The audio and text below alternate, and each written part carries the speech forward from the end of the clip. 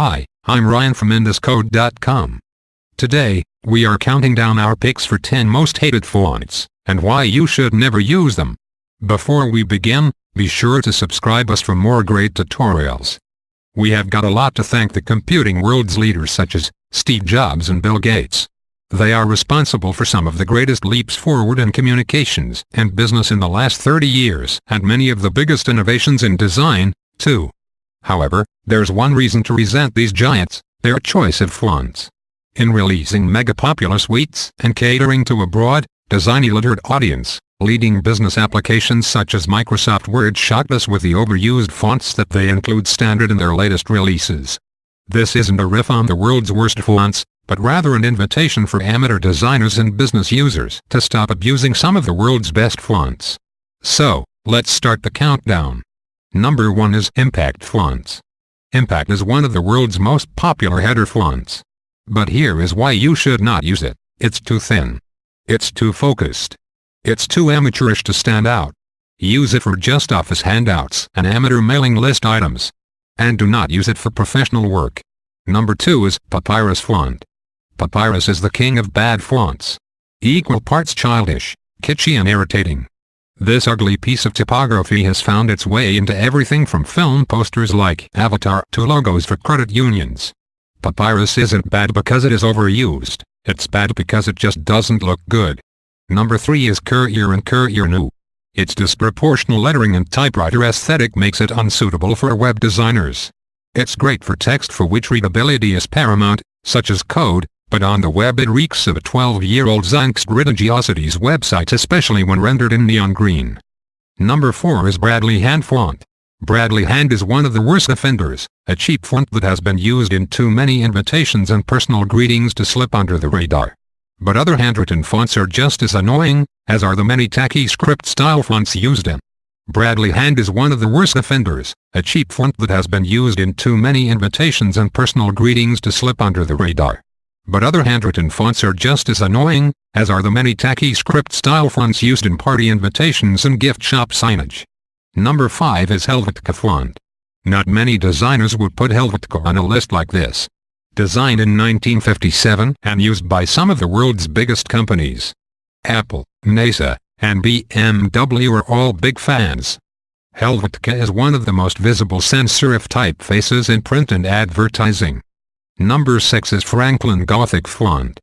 We get it, you want your website to look like a newspaper. Franklin Gothic is an iconic font that has the potential to look good, but it is all too often misused by amateur designers who want to give their websites a classic look, or bloggers who are desperate for credibility. Franklin Gothic is great for headlines, short leading questions and other minor design elements. It should not be used for an entire website. But it is abused too often to be a staple of the web. Number 7 is Comic Sans font. Few fonts are as reviled as Comic Sans. The whimsical font really isn't that bad when used appropriately. Unfortunately, the entire corporate world seems to have chosen it for do not enter signs, product announcements and even scathing sports-related rebukes. This is a classic case of a good font gone bad through overuse, outright misuse and sheer stupidity. Number 8 is Arial font. Thankfully, Microsoft replaced Arial with Calibri as the default font in Office 2007. Arial was once the standard font in all Windows applications, making it the go-to font for amateurs and thoughtless designers. Why you should never use Arial. Arial is ubiquitous. So, if you want your brand to look unique and differentiated, you must use fonts that haven't made their way into everyone else's site. Arial is dated.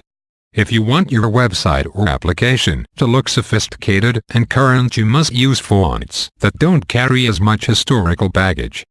Arial is limited. If you want to establish levels of hierarchy in text, improve legibility, and polish appearance, you must choose a typeface flexible enough to meet your needs. Arial is Swissish. If you want your design to evoke something meaningful, you must choose a font with qualities that encapsulate what you want to convey. Number 9 is Trajan font.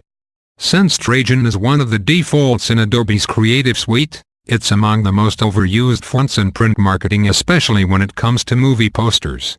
From Titanic to Sex and the City, this font has been used so many times in Hollywood marketing campaigns that it's been dubbed the movie font. Number 10 is the Sans Basic. It's hard not to like the Sans. Perfectly spaced and delicately styled, it seems like the perfect font for online body content and short snappy copy.